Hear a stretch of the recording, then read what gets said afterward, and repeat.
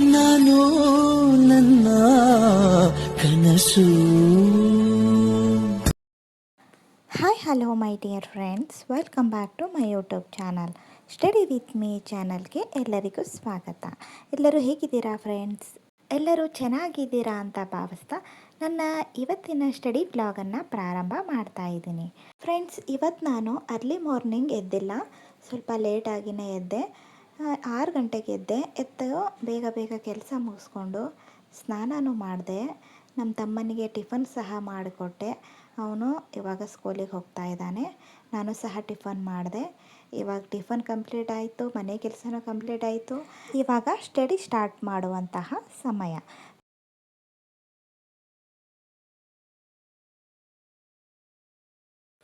Hi my dear friends, welcome back to my YouTube channel study with me ಚಾನಲ್ಗೆ ಎಲ್ಲರಿಗೂ ಸ್ವಾಗತ.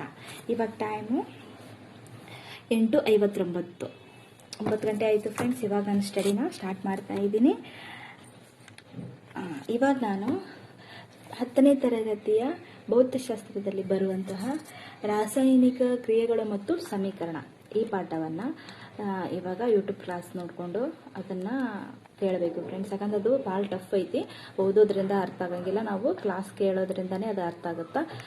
ಹಾಗಾಗಿ ಸ್ವಲ್ಪ ಡೀಪಾಗಿ ಕ್ಲಾಸನ್ನು ಕೇಳಿಕೊಂಡು ಇವತ್ತು ಅದೊಂದು ಮತ್ತು 2 ಪಾಠ ಆಮ್ಲಗಳು ಮತ್ತು ಪ್ರತ್ಯಾಮ್ಲಗಳು ಎಷ್ಟಾಗುತ್ತೋ ಅಷ್ಟು 2 ಅವರ್ಸ್ ಸ್ಟಡಿ ಮಾಡಬೇಕು ಸೈನ್ಸು. ಅಷ್ಟರಲ್ಲಿ ಎಷ್ಟಾಗುತ್ತೋ ಅಷ್ಟು ಸೈನ್ಸ್ ಸ್ಟಡಿ ಮಾಡ್ತೀನಿ. ಬನ್ನಿ ಫ್ರೆಂಡ್ಸ್, ಸ್ಟಾರ್ಟ್ ಮಾಡೋಣ. ಫ್ರೆಂಡ್ಸ್, ಎಲ್ಲರೂ ಯಾವ ರೀತಿ ಪ್ರಿಪೇರ್ ಆಗ್ತಾ ಇದ್ದೀರಾ? ನನಗಿಂತ ತುಂಬ ಚೆನ್ನಾಗಿ ಪ್ರಿಪೇರ್ ಆಗ್ತಾ ಇದ್ದೀರಾ ಅಂತ ನನಗೆ ಗೊತ್ತು.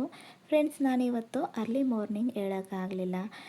ಅಲಾರಮ್ ಹೊಡ್ಕೊಳ್ತು, ಬಟ್ ನನಗೆ ಅಲಾರಮ್ ಸದ್ದು ಕೇಳಿದರೂ ಸಹ ಅದನ್ನು ಬಂದ್ ಮಾಡಿ ಮತ್ತೆ ಮಲ್ಕೊಂಡೆ ಹೊರತು ಹೇಳೋಕ್ಕಾಗಲಿಲ್ಲ. ಯಾಕಂತ ಗೊತ್ತಾಗಲಿಲ್ಲ. ಆಮೇಲೆ 3 ಗಂಟೆಗೆ ಅಲಾರಮ್ ಹೊಡ್ಕೊಳ್ತು, ಬಂದ್ ಮಾಡಿದೆ. 3:15 ಹೊಡ್ಕೊಳ್ತು, ಬಂದ್ ಮಾಡಿದೆ. 4ಕ್ಕೆ ಹೊಡ್ಕೊಳ್ತು, ಬಂದ್ ಮಾಡಿದೆ. ಬಟ್ ಎದ್ದೇಳೋಕ್ಕಾಗಲಿಲ್ಲ. ಸರಿ ಅಂತ ಮತ್ತೆ 5:40 5:45 ಆಗಿತ್ತು. ಅವಾಗ ಎದ್ದು ಫ್ರೆಶ್ ಅಪ್ ಆಗಿ ಮನೆಯದೆಲ್ಲ ಕೆಲಸ ಮುಗಿಸ್ಕೊಂಡು ಬೇಗನೆ ಫ್ರೀ ಆಗಿಬಿಟ್ಟೆ. ಇವಾಗ 11 ಗಂಟೆ ಆಯಿತು. ನಂದು ಸೈನ್ಸ್ ಕೂಡ ಕಂಪ್ಲೀಟ್ ಆಯಿತು. 9 ಗಂಟೆಗೆ ಸೈನ್ಸ್ ಸ್ಟಾರ್ಟ್ ಮಾಡಿದ್ದೆ, 11 ಗಂಟೆ ಆಯಿತು. ಸೈನ್ಸ್ ಅಂತೂ ಕಂಪ್ಲೀಟ್ ಆಯಿತು. ಫ್ರೆಂಡ್ಸ್, RRB ಗ್ರೂಪ್ ಡಿಗೆ ಸೈನ್ಸ್ ತುಂಬಾ ಇಂಪಾರ್ಟೆಂಟು. ಹಾಗಾಗಿ ಸೈನ್ಸನ್ನೇ ಜಾಸ್ತಿ ಓದ್ಕೊಳ್ತಾ ಇದ್ದೀನಿ. ಬಟ್ ಸೈನ್ಸನ್ನು ಕಲಿತು ಜಾಸ್ತಿ ದಿನ ಗ್ಯಾಪ್ ಆಗಿಬಿಟ್ಟಿದೆ ಅಲ್ಲ ಫ್ರೆಂಡ್ಸ್. ಹಾಗಾಗಿ ಸೈನ್ಸ್ ಬೇಗನೆ ಅರ್ಥ ಆಗಲ್ಲ. ಅದಕ್ಕೆ ನಾನೇನು ಮಾಡ್ತಾಯಿದ್ದೀನಿ, ಅರ್ಥ ಆಗೋದನ್ನು ಓದ್ಕೊಳ್ತೀನಿ. ಬಯೋಲಜಿ, ಜೀವಶಾಸ್ತ್ರ ಆರಾಮಾಗಿ ಓದ್ಕೊಳ್ತೀವಿ. ಬಟ್ ಭೌತಶಾಸ್ತ್ರ, ರಸಾಯನಶಾಸ್ತ್ರ ಇದಾವಲ್ಲ, ಇದು ಬೇಗನೆ ಅರ್ಥನೇ ಆಗೋದಿಲ್ಲ. ಹಾಗಾಗಿ ಅದು 10th ಸ್ಟ್ಯಾಂಡರ್ಡ್ದಾಗಿರ್ಬೋದು, 9th ಸ್ಟ್ಯಾಂಡರ್ಡ್ದಾಗಿರ್ಬೋದು ಪಾಠ ಮಾಡ್ತಾರಲ್ಲ ಸರ್ಗಳು, ಅವುಗಳನ್ನು ಕ್ಲಾಸನ್ನು ಕೇಳಿದರೆ ನೀಟಾಗಿ ಅರ್ಥ ಮಾಡಿಸ್ತಾರಲ್ವ, ಮಕ್ಕಳಿಗೆ ಅರ್ಥ ಮಾಡಿಸೋ ರೀತಿ. ಹಾಗಾಗಿ ಅದನ್ನು ಕೇಳೋದ್ರಿಂದ ತುಂಬ ಚೆನ್ನಾಗಿ ಅರ್ಥ ಆಗುತ್ತೆ.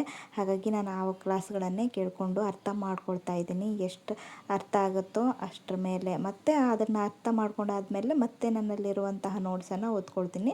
ಅದು ಪರ್ಫೆಕ್ಟ್ ಆಗುತ್ತೆ ಫ್ರೆಂಡ್ಸ್. ಇವಾಗ ನಂದು ಸೈನ್ಸ್ ಕಂಪ್ಲೀಟ್ ಆದಮೇಲೆ ಮೆಂಟಲ್ ಎಬಿಲಿಟಿ ಓದ್ಕೊಳ್ತಾ ಇದ್ದೆ.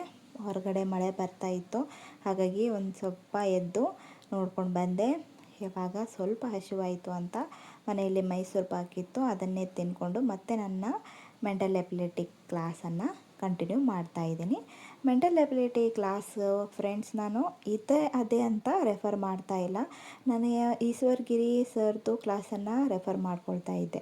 ಅದಾದಮೇಲೆ ಹಿಂದಿಯಲ್ಲಿ ಬರುವಂತಹ ಕ್ಲಾಸನ್ನು ಸಹ ನಾನು ಏನು ಮಾಡ್ತಾಯಿದ್ದೆ, ಓದ್ಕೊಳ್ತಾ ಇದ್ದೆ. ಅದಾದಮೇಲೆ ಇವಾಗ ನಂದು ರಿವಿಷನ್ ಸ್ಟಾರ್ಟ್ ಆಗಿದೆ. ಎಲ್ಲ ಚಾಪ್ಟರ್ಸನ್ನು ಕಂಪ್ಲೀಟ್ ಮಾಡ್ಕೊಂಡಿದ್ದೀನಿ.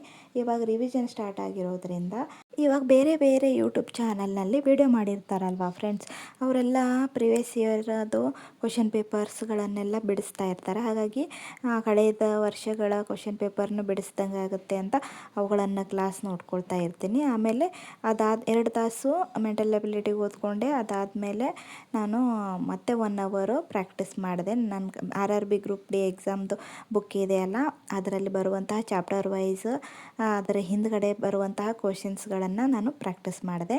ಅದಾದಮೇಲೆ 1 ಅವರ್ ಮಲ್ಕೊಂಡು ರೆಸ್ಟ್ ಮಾಡಿ ಇವಾಗ ಎದ್ದು ಫ್ರೆಶ್ ಅಪ್ ಆಗ್ತಾಯಿದ್ದೀನಿ. ಮುಖ ತೊಳ್ಕೊಂಡು ಮತ್ತೆ ಸ್ವಲ್ಪ ಟೀ ಮಾಡಿಕೊಂಡು ಮತ್ತೆ ನನ್ನ ಸ್ಟಡಿನ ಸ್ಟಾರ್ಟ್ ಮಾಡ್ಕೋಬೇಕು.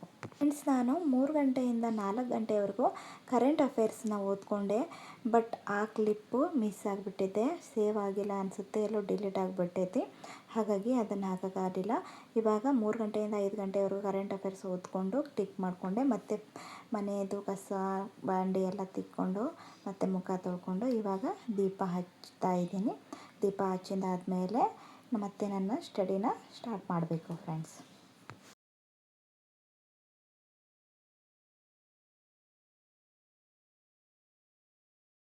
ಫ್ರೆಂಡ್ಸ್, ಇವಾಗ ಟೈಮು ಕರೆಕ್ಟ್ 6 ಗಂಟೆ ಆಯಿತು. ಇವಾಗ ಮತ್ತೆ ನನ್ನ ಸ್ಟಡಿನ ನಾನು ಕಂಟಿನ್ಯೂ ಮಾಡ್ತಾ ಇದ್ದೀನಿ. ಫ್ರೆಂಡ್ಸ್, ಏನಂದರೆ ಇವಾಗ ನಾನು 6 ಗಂಟೆಯಿಂದ 8 ಗಂಟೆವರೆಗೂ RRB ಗ್ರೂಪ್ ಡಿ ಪುಸ್ತಕದಲ್ಲಿರುವಂತಹ ಪೊಲಿಟಿಕಲ್ಲು ಮತ್ತು ಜಿಯೋಗ್ರಫಿ ಒಂದಿಷ್ಟು ನೋಟ್ಸ್ ಕೊಟ್ಟಿದ್ದಾರೆ ಫ್ರೆಂಡ್ಸ್. ಅದನ್ನು ಓದ್ಕೊಂಡ್ರೆ ರಿವಿಷನ್ ಆಗ್ಬೋದು ಅಂದ್ಕೊಂಡು ಅದನ್ನೇ ಓದ್ಕೊಳ್ತಾ ಇದ್ದೀನಿ. ಅದಾದಮೇಲೆ 8 ಗಂಟೆಯಿಂದ 9 ಗಂಟೆವರೆಗೂ ನಾನು ಅಡುಗೆ ಮಾಡಿಕೊಂಡೆ. ಒಂದು ಸ್ವಲ್ಪ ಅಡುಗೆ ಮಾಡಿ ಊಟ ಮಾಡಿದ್ವಿ. ಊಟ ಮಾಡಿದ್ದಾದಮೇಲೆ ಮಮ್ಮಿ, ನಾನು, ಗಣೇಶ ಮತ್ತು ಚಿನ್ನು ಅಷ್ಟರು ಸೇರಿ ಊಟ ಮಾಡ್ಕೊಂಡ್ವಿ. ಊಟ ಆದಮೇಲೆ ಮತ್ತೆ 9 ಗಂಟೆಯಿಂದ 10 ಗಂಟೆವರೆಗೂ ನಾನು ಕರೆಂಟ್ ಅಫೇರ್ಸ್ದು ಲೈವ್ ಕ್ಲಾಸ್ ಇರುತ್ತವೆ ಫ್ರೆಂಡ್ಸ್.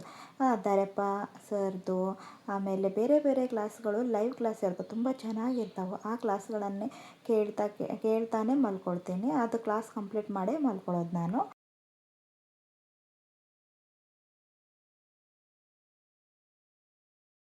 ಫ್ರೆಂಡ್ಸ್, ಇವತ್ತು ನಾನು ಟೋಟಲಾಗಿ 10 ಅವರ್ ಸ್ಟಡಿ ಮಾಡಿದೆ. ಯಾರು ಅವರ್ಸ್ಗಳನ್ನು ಕೌಂಟ್ ಮಾಡ್ಕೊಂಡು ಓದಲ್ಲ. ಬಟ್ ನಾನು ಏನು ಮಾಡ್ತೀನಿ ಫ್ರೆಂಡ್ಸ್, ಡೈರಿಯಲ್ಲಿ ಬರ್ಕೊಳ್ತೀನಲ್ಲ, ಲಿಸ್ಟ್ ಮಾಡ್ಕೊಳ್ತೀನಲ್ಲ ಫ್ರೆಂಡ್ಸ್. ಹಾಗಾಗಿ ನಾನು ಎಷ್ಟು ಅವರ್ ಓದ್ಕೊಂಡೆ ಅನ್ನೋದು ನನಗೆ ಗೊತ್ತಾಗ್ಬಿಡುತ್ತೆ.